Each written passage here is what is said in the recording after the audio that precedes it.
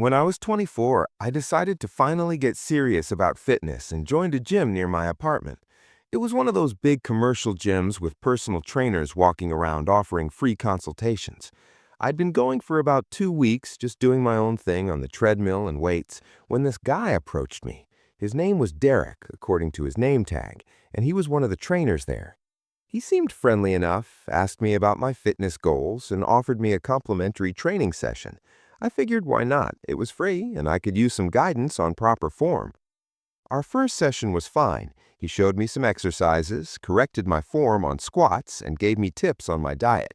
At the end, he asked if I wanted to sign up for more sessions with him, but honestly, I couldn't afford it.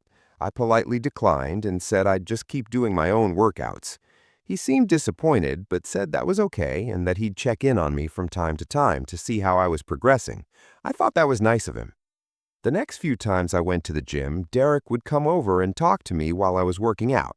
At first, it was just casual stuff about fitness, but then he started asking more personal questions, like if I had a boyfriend, what I did for work, where I lived in the area. I kept my answers vague because something about the way he'd stand so close to me while I was on the treadmill or the way he'd touch my shoulder to get my attention felt a little off. Then one day I was doing leg presses and Derek came over and just stood there watching me. I could see him in the mirror and he wasn't even pretending to look at anything else. He was just staring. When I finished my set, I turned around and he quickly tried to play it off like he was checking my form. He said I should really consider training with him because I was doing the exercise wrong. I told him I was fine and moved to a different machine. After that, I started noticing Derek everywhere in the gym. No matter where I went or what time I showed up, he always seemed to find me within minutes. It got to the point where I'd see him on the gym floor talking to another member, but the second I walked in, his head would turn and he'd make his way over to me. I started feeling really uncomfortable and considered switching gyms, but I had already paid for a year membership. One night, I stayed late at the gym until about 9 p.m. because I'd gotten off work late. There were only a few other people there, and Derek was still working. I finished my workout, took a quick shower in the locker room, and headed out to the parking lot. As I was walking to my car, I heard footsteps behind me. I turned around, and it was Derek. He said he was just leaving too and noticed I was parked in the back of the lot where it was pretty dark. He offered to walk me to my car. I didn't want to seem rude, so I said okay, but my heart was racing the entire time. When we got to my car, he leaned against the door, blocking me from opening it, and said, "We should grab drinks sometime since we see each other so much anyway." I told him I was seeing someone, which was a lie. He got this weird look on his face and said, "That's funny because I've never seen you mention a boyfriend and you don't wear a ring." I asked him how he would know what I post, and he said, "Oh, I follow you on Instagram." The thing is, I never gave him my Instagram and my profile is private. He must have searched for me and requested to follow me, but I don't remember accepting any request from him. I told him I had to go, and he finally stepped away from the door. I got in my car, locked the doors immediately, and drove home. My hands were shaking the whole way. The next day, I checked my Instagram, and sure enough, Derek was following me. But when I looked at my followers list more carefully, I realized the account didn't have his last name or any pictures of him. It was just a generic username with a random profile picture. I blocked the account immediately and decided I wouldn't go back to that gym. But then things got weird. I started getting DMs from other random accounts asking if I was single or saying things like, "I saw you at the gym today, you looked good." These accounts had no posts, no followers, and no profile pictures. I blocked each one, but more kept popping up. I reported it to Instagram, but they said the accounts weren't violating any policies. Then one night, I was home alone watching TV when I got a notification that someone was trying to log into my email from an unknown device. I immediately changed my password and enabled two-factor authentication, but it freaked me out. How did someone get my email password? I started thinking about all the personal questions Derek had asked me and wondered if he'd somehow figured out my security questions. A few days later, I came home from work to find a package on my doorstep. There was no return address, just my name and apartment number. Inside was a protein shake bottle and a note that said, "Thought you could use this for your workouts. Keep up the good work." It wasn't signed, but I knew it was from Derek. How else would he know where I lived? I called the gym the next day and filed a complaint with the manager. I explained everything that had happened and said I wanted Derek to be told to stay away from me. The manager apologized and said he'd talked to Derek, but that without proof it was hard to take serious action.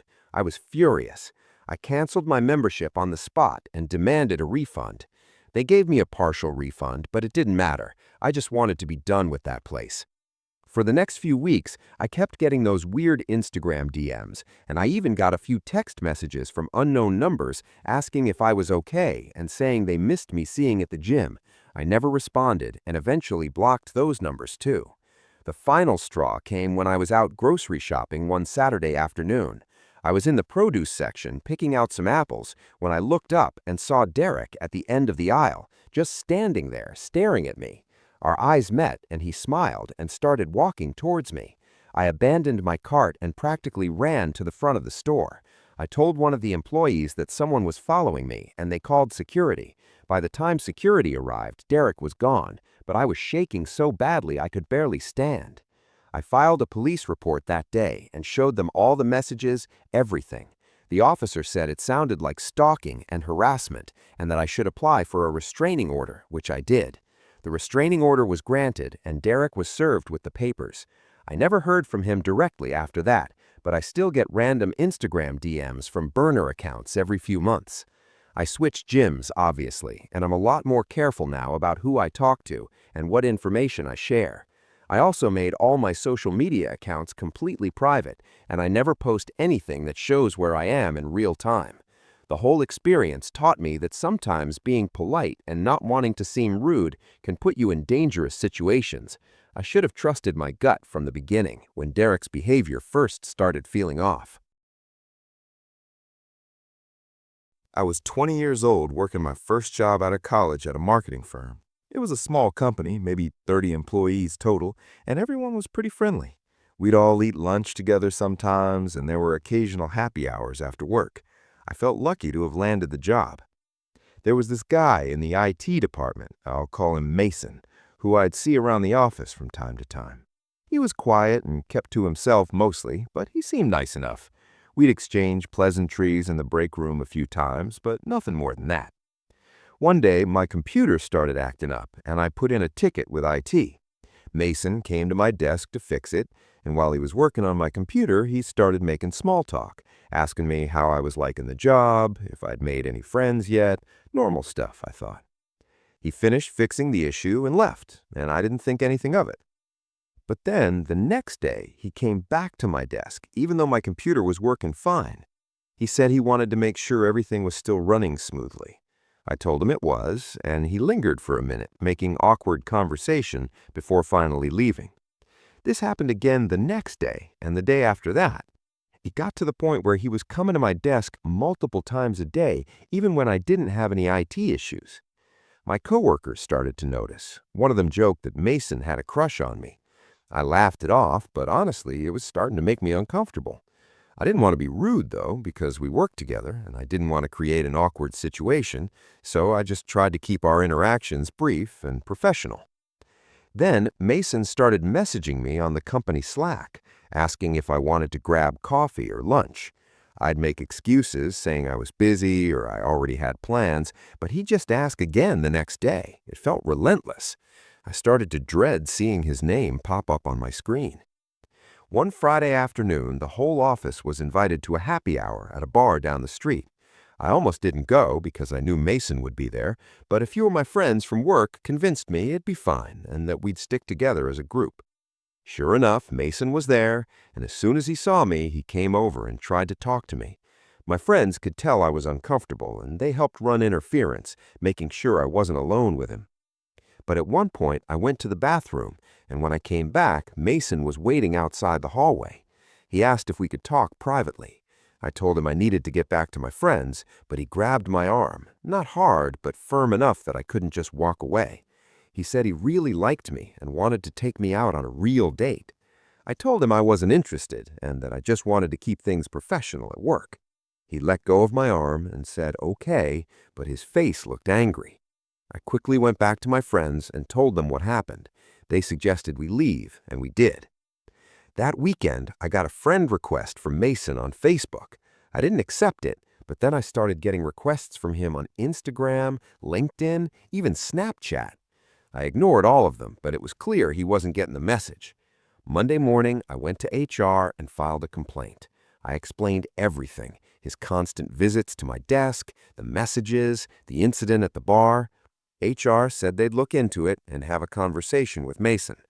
A few days later, HR called me back in and said they'd spoken to Mason, and he claimed he was just trying to be friendly and that he didn't realize he was making me uncomfortable. They'd given him a warning to keep his distance from me and to only contact me for work-related issues. I felt a little relieved, but also frustrated that nothing more serious had been done. For about a week, Mason stayed away. He didn't come to my desk, didn't message me on Slack. I thought maybe the HR conversation had actually worked. But then I started noticing weird things. My car, which I parked in the company parking garage, always seemed to have the same car parked near it, a silver sedan.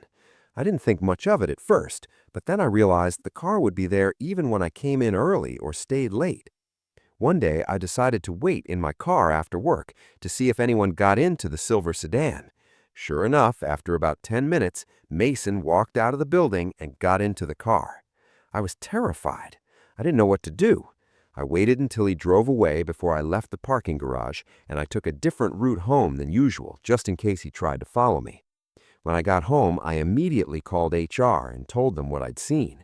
They said they'd escalate the issue, but that it was technically outside of work hours, and there wasn't much they could do unless he was doing something at the office. I couldn't believe it. I told them I felt unsafe and that Mason was clearly stalking me. They said I should file a police report, which I did, but the police said that without evidence of him following me or threatening me, there wasn't much they could do either. I felt completely helpless. The next day at work, I was on edge, constantly looking over my shoulder. I avoided the parking garage altogether and started taking an Uber to and from work. My coworkers at the office were supportive, but I could tell they didn't fully understand how scared I was. Then one night, I got home from work around 7 p.m. and noticed my apartment door was slightly ajar. I always locked it, always. I stood in the hallway frozen, unsure of what to do. I called 911 and waited outside until the police arrived. They searched my apartment and said no one was inside, but it was clear someone had been there. Things were moved around, drawers were open. My laptop, which I'd left on my desk, was gone. The police dusted for fingerprints, but didn't find anything conclusive. I told them about Mason, about everything that had been happening. They said they'd talk to him, but again, without proof, it was hard to do anything. I felt completely violated and scared. I couldn't sleep in my apartment that night. I stayed with a friend.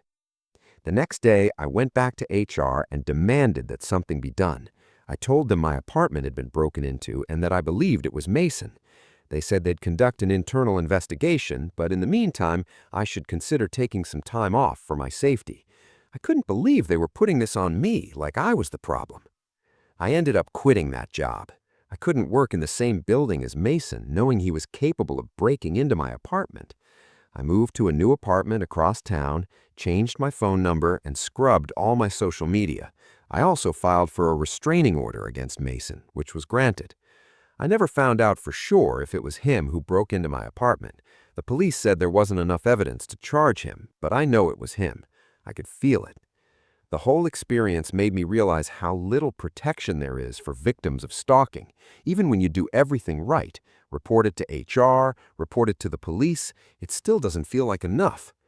I'm more cautious now about who I trust, and I always make sure my doors and windows are locked, even during the day. I also installed security cameras in my new apartment, just in case. It's been 2 years since all of this happened, and I still get anxious when I see a silver sedan parked near me. I was 18 and had just started college when this happened. I've always been into gaming, and I spent a lot of my free time playing online multiplayer games.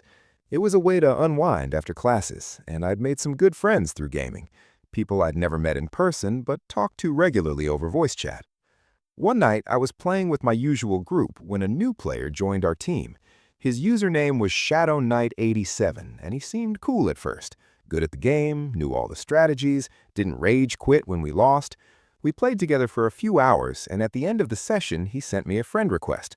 I accepted it, thinking nothing of it.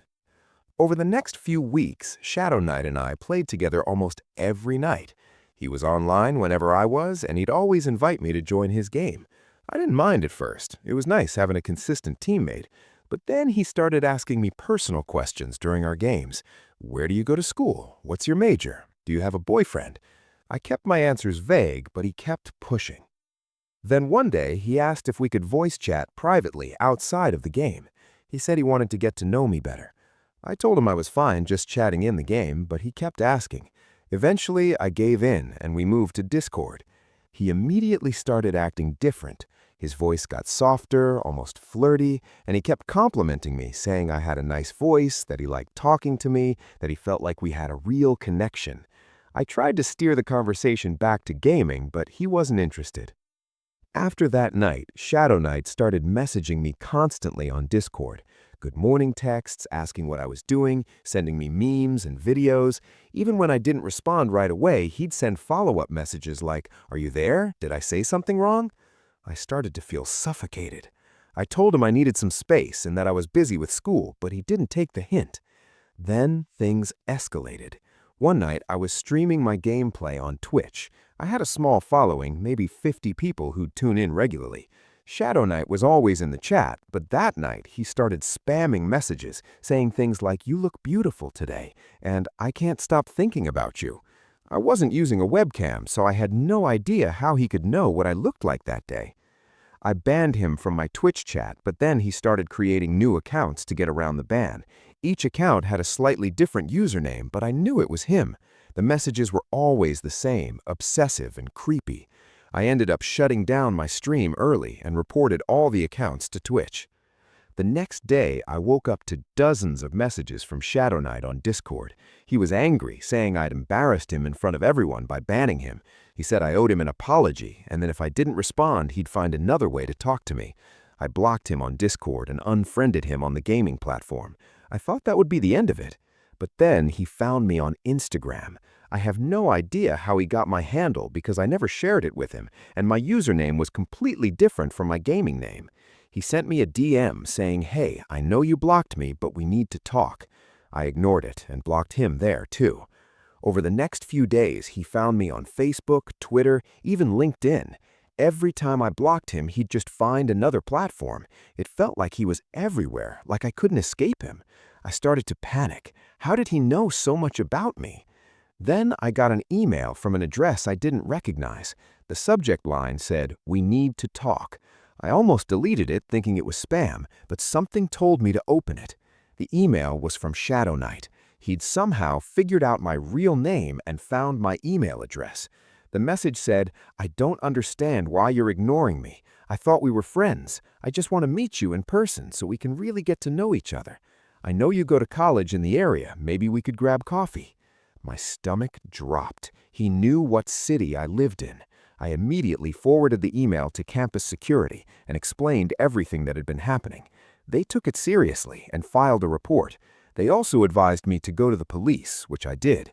The police said it sounded like cyber stalking and that I should document everything and apply for a restraining order. But the problem was I didn't know Shadow Knight's real name or where he lived, so there was no one to serve the order to. Campus security increased patrols around my dorm, and I started varying my schedule, never going to the same places at the same times. I also stopped gaming altogether. I was too scared that he'd find me on another platform or figure out more information about me. A few weeks went by without any contact from Shadow Knight, and I started to feel like maybe he'd moved on. But then, one night, I was walking back to my dorm from the library around 10 p.m. I noticed a guy following me. At first, I thought I was just being paranoid, but he stayed about 20 feet behind me the entire time, matching my pace. I decided to test it. I took a random turn down a path I normally wouldn't take, and he followed. I started walking faster, and so did he. My heart was racing, and I pulled out my phone, ready to call campus security. But then I heard him call out my real name, not my gaming username. I spun around, and there he was, standing there, smiling. He said, "Hey, it's me, Shadow Knight. I finally found you." I didn't say anything. I just turned and ran as fast as I could toward the nearest building with people inside. I didn't look back once. Once I got inside, I called campus security and they came immediately. They searched the area, but he was gone. I gave them a description of what he looked like, and they said they'd review security camera footage from around campus. Sure enough, they found him on the cameras and were able to identify him. His name was Connor, and he didn't even go to my school. He'd somehow figured out where I went to college and had been lurking around campus waiting for me. The police were able to track Connor down using the footage and arrested him for stalking. He got charged and ended up pleading guilty. He got a restraining order and some jail time, but honestly, it didn't feel like enough for what he put me through. I transferred schools after that semester. I couldn't stay somewhere that didn't feel safe anymore. I also completely scrubbed my online presence, deleted all my social media, and stopped gaming entirely, which was hard because it used to be something I loved. It's been 3 years now, and I still get anxious when I meet new people online. I don't share personal information anymore, and I'm constantly aware of who's around me. The whole experience taught me that you never really know who's on the other side of the screen, and that some people will go to terrifying lengths to get close to you.